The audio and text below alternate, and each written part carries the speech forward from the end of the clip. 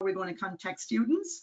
So that weekend, I just went onto YouTube and I started like searching and searching for how to teach students like online. And I found Zoom, and just by trial and error and watching lots and lots of YouTube videos, I figured out how to use it. And, you know, it was trial and error, and I absolutely love using it now. Okay. So basically in our own college, we had students doing like level 4 and level 5 courses, and they were using like Moodle and Microsoft Teams for communicating with students. My students were only level 3 ESOL, so I thought that Zoom would have been easier for them. And as I said, I found out about it on YouTube. So the objectives of today's training is to give you a step-by-step explanation on how to use Zoom, and this video will be available on NALA's YouTube channel soon. So you can think about how it can be applied to your own subject. I will show you how to sign up for Zoom, profile and settings, how to schedule a meeting and invite students and host a meeting, how to set up your audio and mic, virtual backgrounds, waiting rooms, how to share your screen, use the annotation tools and the breakout rooms, how to use chat, file sharing and recording, how to join as a learner, and practical applications and best practice. So just a little bit about Zoom and your students. Your students do not have to sign up for a Zoom account ahead of time. They click on a link you will send them, and they will be prompted to download the Zoom software. It just takes them a minute. What we're going to look at today is the signing up for a Zoom account, and that is for you, the teacher or the host. So Zoom has plans. There's free plans and there's paid plans. I have been using the free plan all along, and basically this free plan, you can have up to 100 people in your meeting, unlimited one-to-one meetings, 40 minutes limit on group meetings, but I have found a workaround on how to solve that problem. Okay, so there's no need to go paying for Zoom, guys. Okay, so how to sign up? You go to www.zoom.us. Okay, you put in your email address. It will send a link to your email address. The usual, you have to activate your account. And then an interesting thing I noticed is they ask you now, are you signing up on behalf of a school? And if you say yes, you can put in your work email. It also works with your personal email, but if you put in your work email, your school email address, okay, basically the 40-minute rule doesn't apply anymore. So you can have unlimited meetings, even with groups. And I think that kicks in until the end of June. Okay, so when you actually sign up for a Zoom account, the Zoom app will automatically download onto your device, your phone, your tablet, or your PC. Okay, so the latest version now, and this version kicked in just on Saturday, is version 5. So if you already have Zoom, you can just go back to their website or to your app and get the latest version. And the higher up the version, the better security that's there. Okay, so anyhow, so you've signed up, and now it's time to sign in to the Zoom portal. You're actually signing into your Zoom account. Okay, and the nice thing now that they have for all new Zoomers is a sign-in test meeting. So basically you can start a test meeting where you will get to see this page and start to play around with the different controls. Before you start teaching real students, it's good to have an idea of the controls, but I'll take you through all those controls later on anyway. So the first thing you should do in your Zoom account is set up your profile. So I definitely advise putting a profile picture, because if your camera is off, that's what the students will see. So profile picture. Also, it tells you if you're a basic free user or a licensed user. We don't have to buy licenses. Definitely set up your date and time and your time zone, because if you're scheduling meetings, that needs to be in Dublin time. Okay, so the settings tab is really, really important. Here is where you're going to choose the default settings for all your future meetings. What features in Zoom would you like to have turned on or turned off as default? Okay, so again, you're logged into your Zoom account. You go down to Settings tab, okay? So basically, I think it's best practice for your video to be turned off and the student's video to be turned off at the start of a meeting. So I might not be ready to show my face at the very start, but I can turn it on when I am ready. And I think we should give that same courtesy to everybody else. People can turn on their own cameras in their own time. So yes, for the audio settings, you need to click telephone and computer audio. Click Enable Personal Meeting ID. Zoom will give you a personal meeting ID number, and you can always use that for your meetings in the future. Okay, now a good system here is that they have a password. So I think for more security, you need to have a password for your meetings as well. So you can enable that. And another one, mute participants on entry. So basically this is best practice. You can enable that. So there should be no background noise when you're trying to teach. And also that you mute participants on entry. It's good if someone joins late and they won't be distracting others. Definitely enable the chat function. You can have a chat with everyone in your group, or you can have one-to-one private chats. And here's another nice feature in the settings, sound notification when someone joins or leaves. So you enable that. So you as the host or teacher can hear if a student is waiting to come into your meeting or if someone leaves, and click save. Okay, file transfer, definitely enable that. You can send files through the in-meeting chat. Screen sharing, absolutely brilliant feature. So yes, who can share? You can click all participants and save that. And I'll show you all of these in action now in a while. I'm just going through the technical side first. Okay, so annotation tools. Yes, you can write on your screen and the students can write as well. And you can also enable the whiteboard, and I'll be showing you all of this now soon. Okay, you can enable non-verbal feedback, which are like little emojis students can use in the chat, and allow participants to rename themselves. Okay, fantastic here in the advanced settings, report participants to Zoom in case there was any misbehavior. You can enable that. Definitely enable the breakout room, so you can split your students into separate smaller rooms. So definitely enable that as well. And virtual backgrounds are amazing if you want to block out what's behind you. And definitely enable the waiting room, so you have control when your meeting starts and who comes into it. Okay, so there were the settings, and you only have to do that once. And once it's done, it's done. Okay, so we've sorted out our profile, we've sorted out the settings. So the next thing you will need to do, guys, is how to schedule a meeting or a class. Okay, so again, you are in your Zoom account, you've done your profile tab, we've just done the setting tab, so you go up to meetings. Okay, so schedule a meeting. So topic, for example, you can write down maths class, English class, whatever the case may be. You don't have to write a description if you don't want. You can tick recurring meeting, so you can use that link every time you have that group. Okay, write down the time, the date and time of your class, the duration of your class. This is really just for planning purposes. As I said, Zoom will knock your class off after 40 minutes, but I'll show you how you can restart straight away for free. Okay.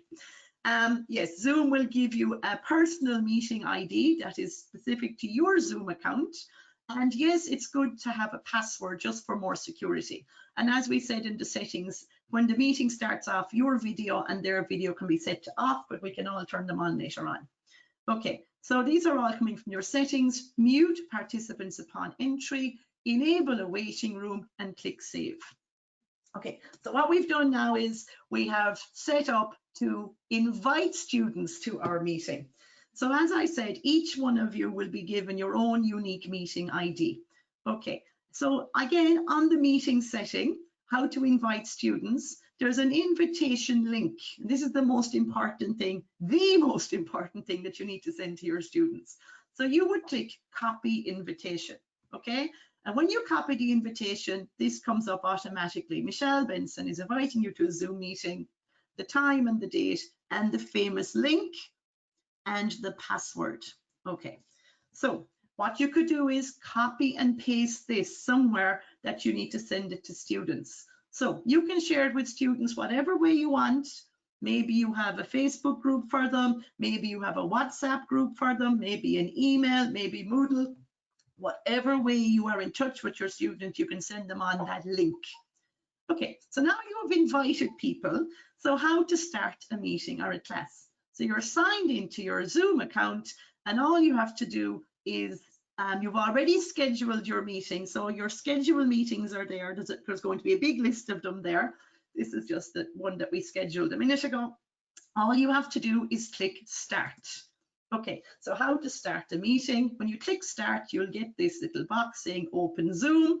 Click it, and you will be brought to this page here where you have all the controls of the meeting.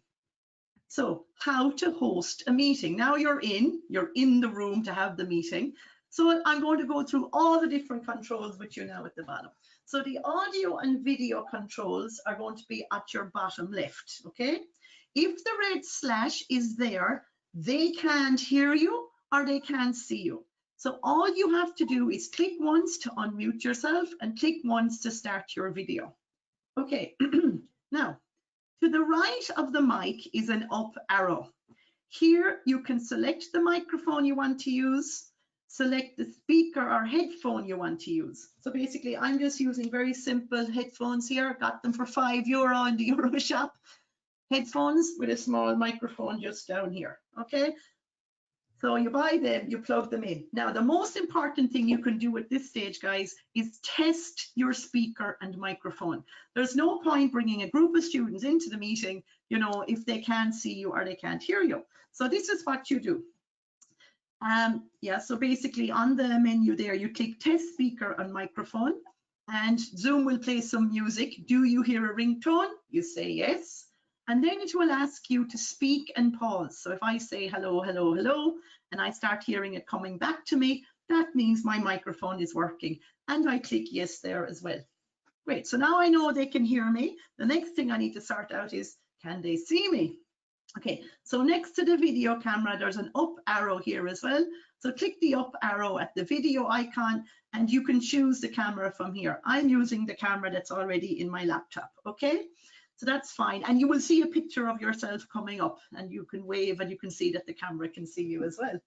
Another really cool feature are virtual backgrounds. So again, if you click that up arrow, choose virtual backgrounds. So there's many you can choose from. There's about 5 of them there and you can probably upload your own as well. And they'll actually have moving waves and things like that. Or you could be transported to another part of the world. Now that's fun, but it's also very practical because if you were at home, which most of us are now working, you might have kids passing in the background or your partner passing in the background, or maybe you didn't have a chance to tidy your background. So you can just put up your virtual background and nobody will know where you are. You could be outside teaching in the car and they wouldn't know where you are. Okay, so that's something you might think of using. Okay, so when you have all your students in the meeting, you can see them in different views. Like a gallery view is great for seeing everyone's face. Now, if you were having a really huge meeting, Zoom can have up to 100 people in a meeting at any one time. And this is gallery view where you can see everyone's face.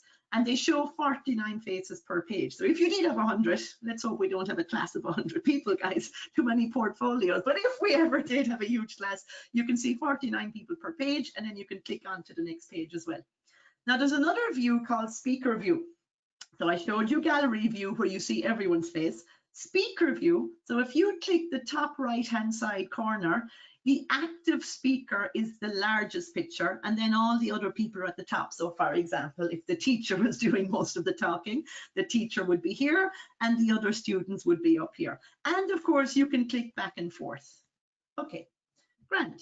So now guys, we haven't even let the students into the meeting yet. They're all waiting somewhere. We've checked our mic, we've checked our speaker, we've checked our video, and we are ready to go. So what you need to do next is manage your participants. So again, just over from the video camera, you click Manage Participants down at the bottom. And the students are automatically now put into a waiting room because you've selected that in your settings. Now this is really great. I can see who is waiting to come into the meeting. I can admit one by one. So for example, here they are. I can click here and admit them one by one, or I can admit all. And I can also remove someone. Now, here's a question. What will people in the waiting room see and hear? Good news is they will not see or hear anything happening in my meeting.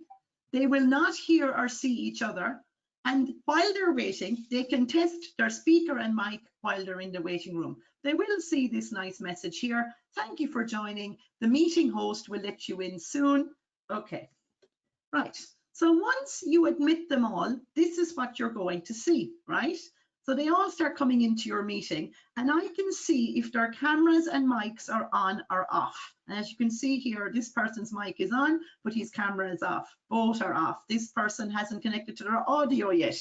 Okay, so what you can do is with regards to the microphone, you can hover over someone like this and you can click unmute, and then you'll be able to hear them, but you cannot turn on their cameras. But you can send a message for them to turn on their camera. And that's what actually takes quite a lot of time the first couple of days when students are getting used to it. So definitely factor in time for doing those technical checks with your students. Okay, so another fantastic button, guys, is called Mute All. Okay, so like I have been teaching my students since the middle of March. They are living at home, some of them in maybe 2-bedroom apartments, all on the one floor with maybe 3 or 4 small children. There has been a lot of crying in the background some days. So if you can click Mute All, you can block out any background noise. But if you can also see here where the background noise is coming from, because these little microphones will start flickering, and then you can just mute that person and tell them why. Then, of course, you can unmute all as well. Now, I did mention earlier that when you're in your settings, you can enable non-verbal icons. So like these are little icons like yes, no, go slower, go faster, and hands up and things like that. So again, if students wanted to communicate with you by an icon, they can just click them and you'll see them appearing next to their name. Okay, so another thing on managing your participants, right, is lock meeting. Okay, if you ever wanted, you could completely lock the virtual door to your meeting. That means nobody else could come into your meeting. Now, I've never had to use that, but you know, maybe you were going to have an exam online or something and they had to be there on time. Well, then you might use something like that. Okay, so screen share. I absolutely love screen share. It's very easy. You don't have to upload anything ahead of time. You can just pull it up on the screen on your computer. Everyone can share their screen, both you and the students. It's a great way to collaborate. So all you do is click the green share screen button.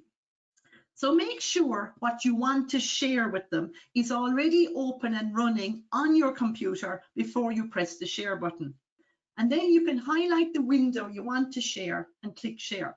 And they will only see what is on your screen. So for example, if I click share screen, and I have all these different things open on my computer, and I want to share this. Let's say, for example, it's a Microsoft Word document. So I highlight that and I click share.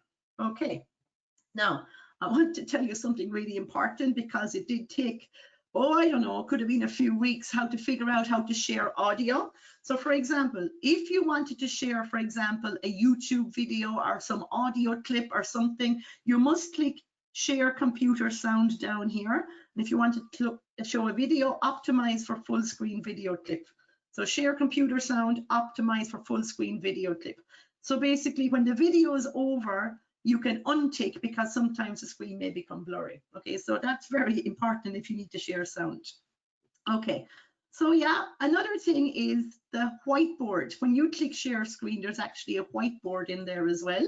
Okay, so you can click whiteboard and click share, and all it is basically is just a blank white canvas, and you can use annotation tools, which I'll show you in a minute, to write on it. But it's kind of hard because you don't have much control. You don't have a digital pen, at least I don't. So I'm trying to write with my finger on a touchpad here. So yeah, it's there if you want to use it. It's okay for drawing as well. So that brings me on to the annotation tools. So once you've shared your screen, maybe you've shared a worksheet or something like that, you can write on your screen using the annotation tools. People love these because you can draw, write, highlight, or spotlight. And the good thing is they can draw or write with you. So it's very interactive. Okay, so what you need to do, guys, you need to click annotate here. You know, we've already looked at videos and all of that. You click annotate and you'll get this little drop down menu. Okay, so basically to some drawing tools here, some stamps and little icons. The spotlight is what I'm actually looking at the moment. So the spotlight, as you see, I can just move it around here because it's also available on PowerPoint down at the bottom. There's a little spotlight and pens and things like that. And it just keeps it a little bit more interactive. Another thing I like to use here is click format. And when I click format, I get all these lovely colors. So I like to use red, teachers and red pens. I like the red one, and I can choose my line width, and then I'll be able to write on the screen with them.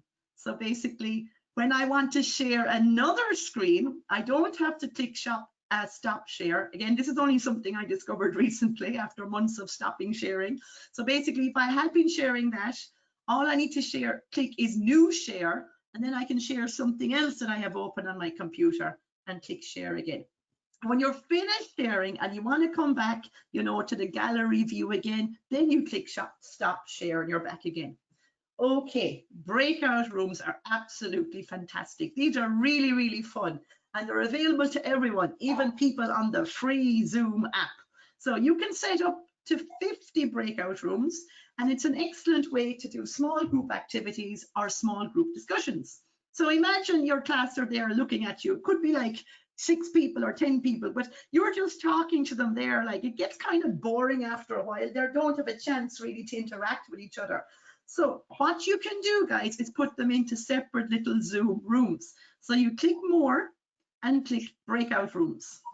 Okay, you choose how many breakout rooms you want, okay? And Zoom will automatically assign people, or you can manually assign people. So I usually go with automatic, it's more exciting. Okay, so I have done that now. I have clicked breakout rooms, and it shows me here who Zoom has put into each of the rooms, okay? And if I wanted to move this person to another room, I can just click move to breakout room 5 or whatever the case may be. Okay, another cool feature of breakout rooms is you can select a countdown timer. So you put them into their room, you'll tell them, okay guys, you have to go in now and work with your partner or with a group of people maybe for, I don't know, let's just say 10 minutes or whatever the case may be. And then they're going to get a countdown timer to show them that they have so much minutes left. So I usually set it to 60 seconds and that countdown timer will start appearing on their screens. Okay, the most important thing you need to do before you open these breakout rooms is tell students, click join. Keep reminding them, okay guys, we're going to go into breakout rooms now, click join on your screen. Okay, so when they click join, you will see like this, who has been put into every room. And then when you see the green dot, that means everyone is in their breakout room. And depending on the speed of their internet, some of them will be in the breakout rooms faster than others. Okay, so breakout rooms is just like taking a big Zoom meeting and making it into little Zoom meetings. It's a great place to collaborate, discuss, and they can feed back later. Okay, another cool feature of the breakout rooms is you can broadcast a message to all rooms. So you can type in, hi everyone, we have 5 minutes left or something like that.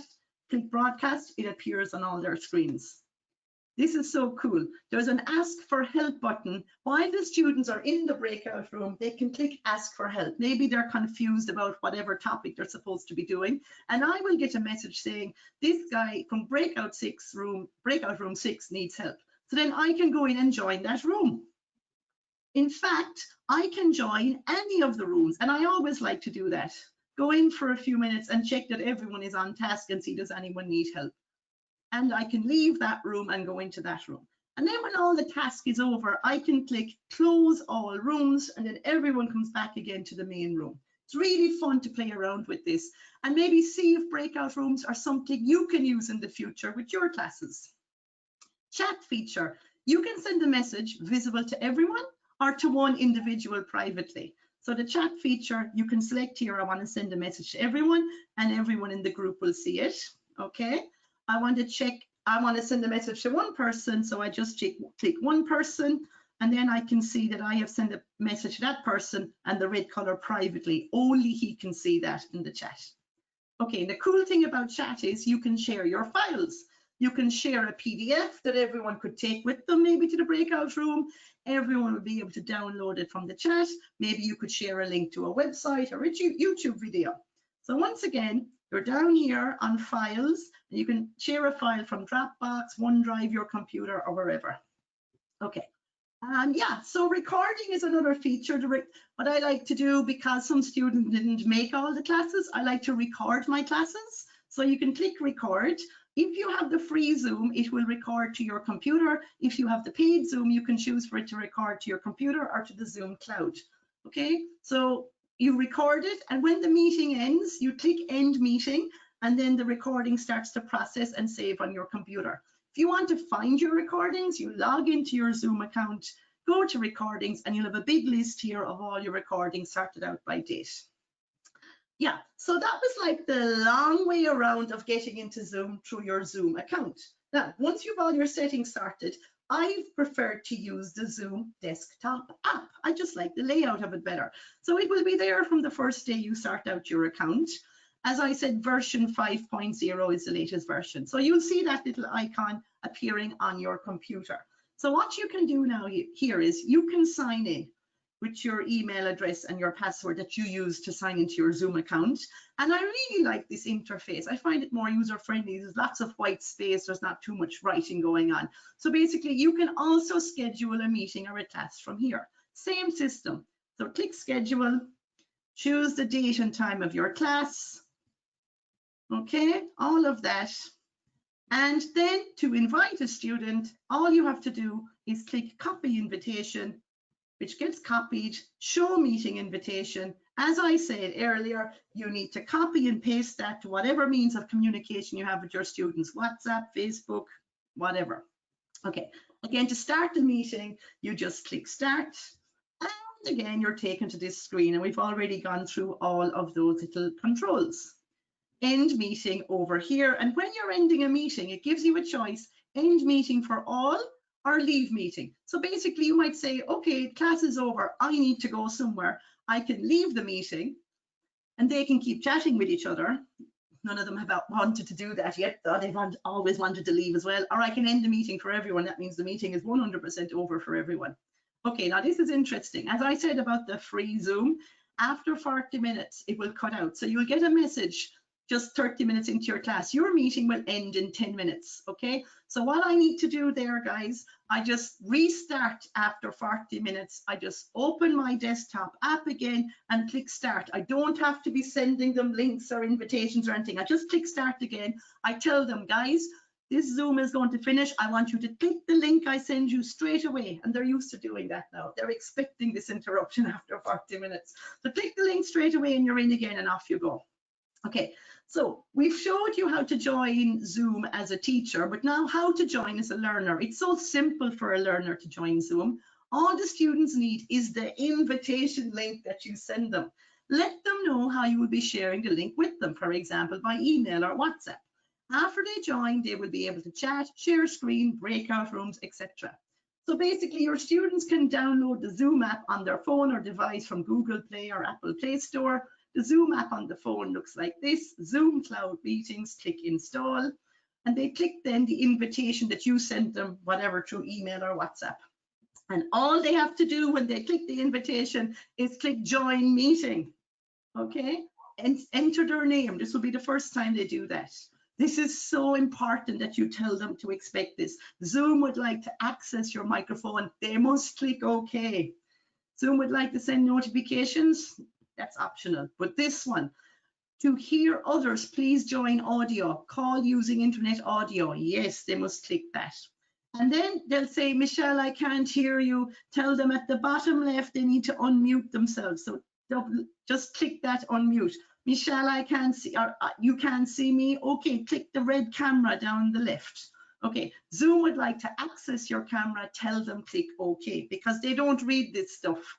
And then you're like, can't see them and can't hear them. So you have to expect this at least for the first few days until they get used to it. When they click their camera, then you can see them. They're able to share their screens. If they click participants, they'll see a list of everyone else who's in the meeting. And if they click chat, they can chat with everyone, which is good for practicing English, writing sentences, okay? And when they want to leave the meeting, just click leave and leave meeting. So that's how easy it is for a student to join a Zoom meeting. They don't have to have an account. If they want to customize their profile picture, then they need to create an account. And all they have to do is click sign up, enter email addresses and all of that. And that's it. So now the last part of my presentation today is just to quickly to tell you how I've actually used Zoom with my own classes. I had a QQI level 3 ESOL student class. I told them take their textbook home, and I have the PDF e-version scan of the book at home, so I was able to share my screen. So here we were just doing a story about King Arthur to practice past verbs, so they could read it from their book and I could share the screen. I use my annotation pen for matching, for highlighting, for correcting. I used PowerPoint as my whiteboard so I could type, because the annotation tool, you don't have much control of it when you're trying to write. So typing the corrections to homework. I used the breakout rooms, which promoted independent learning, peer-to-peer learning. I asked them to go into a breakout room to discuss kings from their culture. And they also loved going into the breakout rooms just to chat and catch up with each other while in lockdown. So my annotation pen, I used it for matching, and I could screen share my audio so they could do listening comprehensions from YouTube.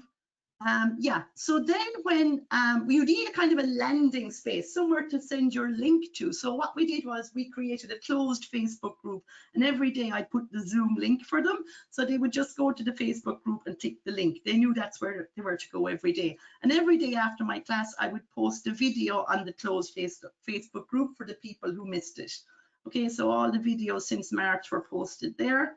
And of course, also on Facebook, you could upload Word and PowerPoint files. So that was fine as well. Again, with ESOL, with the annotation tool, you can fill in the blanks on your screen, you know, write the answers to the questions. And with my Leaving Cert English Poetry exam questions, I was able to use Word, and we were able to write up answers to questions.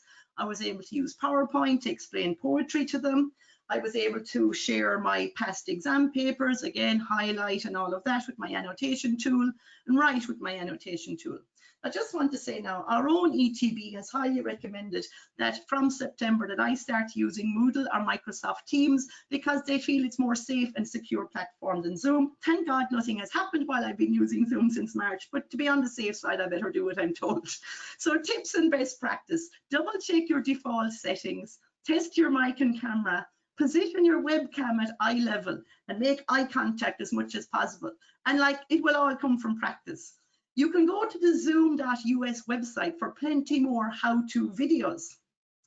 And when you're starting off your remote classroom, start early on the first day. Let them know they're in the right place.